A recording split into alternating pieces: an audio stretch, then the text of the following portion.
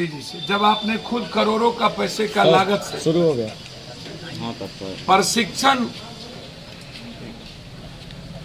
की आपने ड्राइवर प्रशिक्षण केंद्र बनाया, भारत सरकार के मंत्री उप मुख्यमंत्री सुशील मोदी, रूडी जी खुद सभी लोग उद्घाटन किए, तो इकलौता प्रशिक्षण केंद्र बंद क्यों हो गया? क्यों? पैसा कहाँ गया? एक दूसरी चीज, रूडी जी से मेरा आग्रह है कि आप गाली दें हमको, राजनीति के हैं। मैं ऑडियो नहीं सुनाऊंगा, एक ऑडियो में ना तो उनके लोग कह रहा कि अब अंतिम है उनका, गाली गलौज तक है, वो जरूरत होगी तो मैं आपको सुना दूंगा। उनके राइट हैंड और लेफ्ट हैंड जो है वो गाली गलौज कर रहे हैं कहीं फोन पर। जितने अभ्रम शब्दों का यदि मुझे गाली देने से और पप्पू यादव को मरवा देने से, यदि एम्बुलेंस फ्री हो जाए बिहार में और दवाई और नर्सिंग होम, तो मरवाने की जरूरत नहीं पड़ेगी, हम खुद ही आत्महत्या कर लेंगे, आप चिंता ना करिए, या हम ही संन्यास ले लेंगे, बिहार छोड़ देंगे, कसम खा लेंगे कि कभी हम आएंगे ही। तीसरी चीज, उन्होंने पत्र में लिखा कि हमारे और एम्बुलेंस चल रहे हैं, ये एम्बुलेंस ड्राइवर का नहीं। तो पहले तो आप ये बताइए कि ये सरकार का पैसा है, जनता का पैसा है, डीएम इसके अथॉरिटी स्लिप होते हैं, वो सिग्नेचर करते हैं, आप इसको कहीं कैसे लगा सकते हैं? आप सिर्फ रिकमेंड कर सकते हैं, आप इसको किसी पंचायत में निजी लोगों के घर पे नहीं दे सकते, किसी मुखिया के हाथ में नहीं दे सकते। आप या तो सदर अस्पताल में होगा, या तो ब्लॉक के अस्पताल में, या तो पंचायत में कोई सरकारी अस्पताल है तो वहां के द्वारा यह संचालित होगा। तो ये जिम्मेदारी ड्राइवर रखनी और ड्राइवर नहीं रखने की जिम्मेदारी सरकार की है। मैं बार बार कहता हूं कि इच्छा शक्ति की कमी है नेताओं के भीतर, नियत सही नहीं है, कोई प्रिंसिपल नहीं है इन नेताओं के भीतर कि कब हमको क्या करना चाहिए। जब मरने लगेंगे तो डॉक्टर की बहाली है, साल 18 के बाद आज तक बहाली नहीं हुई। ये कहते हैं कि प्रशिक्षित ड्राइवर, जब लाइसेंस किसी ड्राइवर को मिलता है तो वो प्रशिक्षित हो जाता है। किस ड्राइवर को हैवी लाइसेंस की जरूरत है और किसको नहीं जरूरत है। चौथी चीज, ये अपने ऑफिस में और अपनी बड़ी बड़ी तस्वीर लगा करके जयप्रभा अस्पताल, जहां सरकार का पैसा लगा, उसको इन्होंने कार्यालय बना लिया। कभी डॉक्टर और कभी एक भी वहां कर्मचारी नहीं रहे, कर दिया, आशीर्वाद दे दिया कि आप 3-3 बार सांसद हो गए, और वो भी इसीलिए सांसद हुए कि लालू यादव जी के कारण। ये दो धारा के बीच आप सांसद हुए, नहीं तो आप किसी कारण से नहीं होते, राजद के कारण।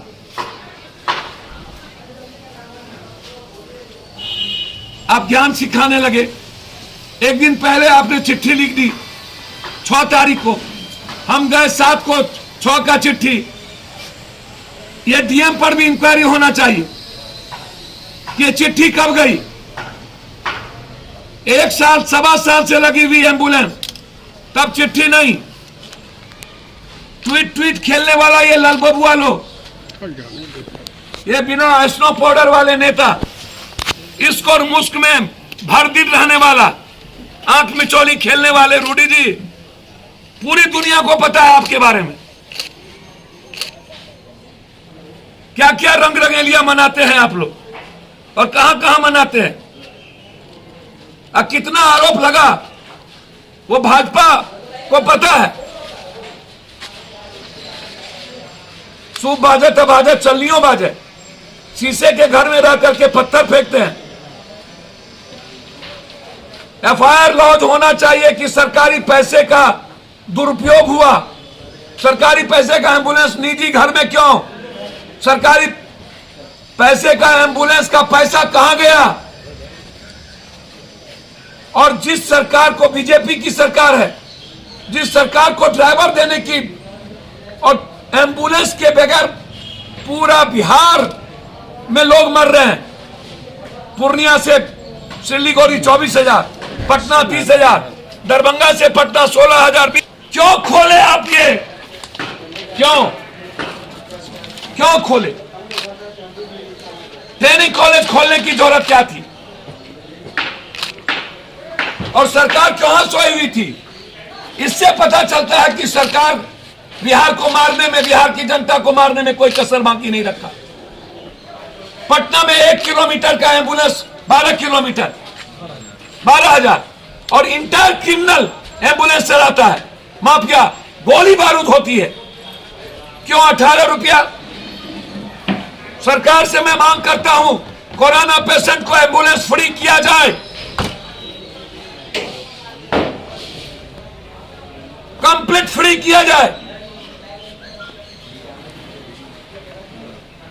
लोग जिंदगी और मौत की जिंदगी जीते हैं, जिंदगी तबाह हो चुकी, पैसे नहीं है घर में, लेकिन एम्बुलेंस वाले जब तक पैसा नहीं लेते तब तक लाते नहीं और रास्ते में मार देते हैं। इनसे पूछिए कितने दिनों से वहां एम्बुलेंस लगा। और आज अभी हम आग्रह करेंगे, हमारे नेता प्रेमचंद सिंह जी तैयार हैं 40 ड्राइवर को लेकर के लाइसेंस के साथ। कहां पर ड्राइवर भेजा जाए? प्रेमचंद सिंह जी का नंबर हम ओपन करने जा रहे हैं।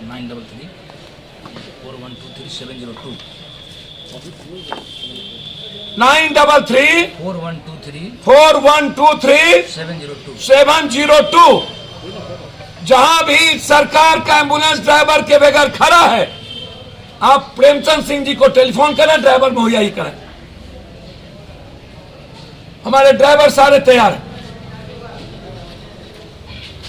किस वक्त रूडी जी को ड्राइवर चाहिए, प्रेमचंद सिंह जी को फोन कर लें, उन्हीं के परिवार, उन्हीं के घर के। हमारा कोई मतलब नहीं था रूडी जी को हाथ करने का, मैं दिल से कह रहा हूं। हमें जानकारी मिली वहां एम्बुलेंस लगा था, मैं चला गया, जबकि मैंने पहले ट्वीट किया और कल प्रेस कॉन्फ्रेंस में बोला, और तब वहां से एम्बुलेंस को पीछे लगा दिया गया। हमें जानकारी मिली कि वहां एम्बुलेंस है, इसीलिए हम गए। हम रूडी जी हमारे लिए टारगेट नहीं हो सकते। और जो व्यक्ति हर पेशेंट को उठाता हो, छूता हो, जिसकी जिंदगी मौत के साथ जूझती हो, राजनीति क्या करेगा? जो हल पल शमशान जाने की तैयारी करे।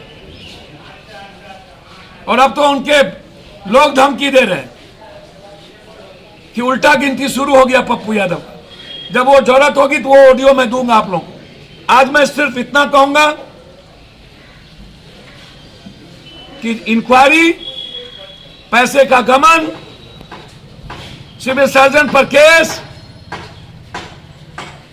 और संबित पात्रा जी बताइए, पप्पू यादव के पास 2 वेंटिलेटर था, मेरे अपने पैसे के बपोती, तो आपके पेट में दर्द हो रहा था, जल्दी अस्पताल भेज दीजिए। जबकि 6-6, 7-7 वेंटिलेटर अस्पताल में भेजा हुआ हूं। जहां से इमरजेंसी होती है पप्पू यादव भेजते हैं।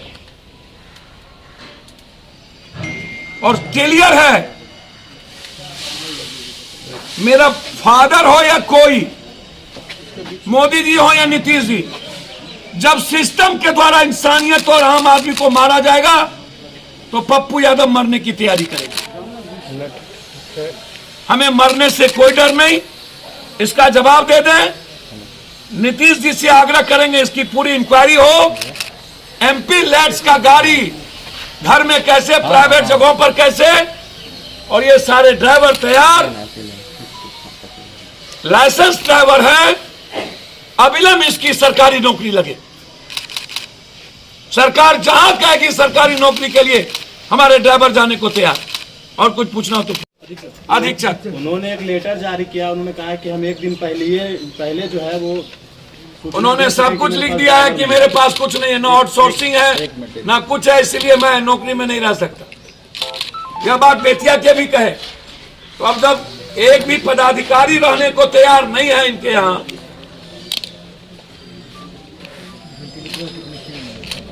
वेंटिलेटर की मशीन नहीं है, ऑक्सीजन नहीं है।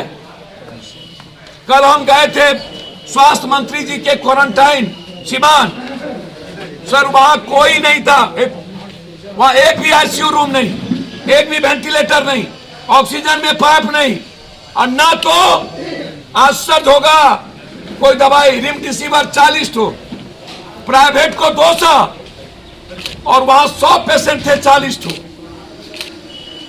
और आईसीयू कुछ नहीं, वेंटिलेटर नहीं, ऑक्सीजन में कोई पाइप नहीं, और स्वास्थ्य मंत्री का जिला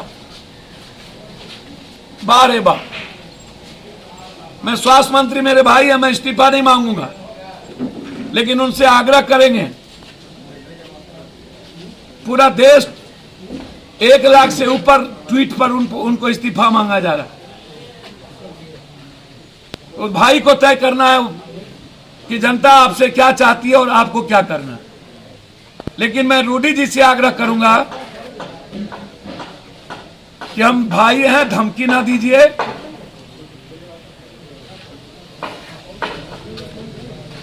हम छपरा भी लड़ सकते हैं, हम सीमान भी लड़ सकते हैं, धमकी ना दीजिए। हम गोपालगंज भी लड़ सकते हैं, पटना भी लड़ सकते हैं। और राजनीति हर आदमी को जिम्मेदारी है पूरे देश की करने की, और राजनीति चमकाने की आदत हमारी नहीं है।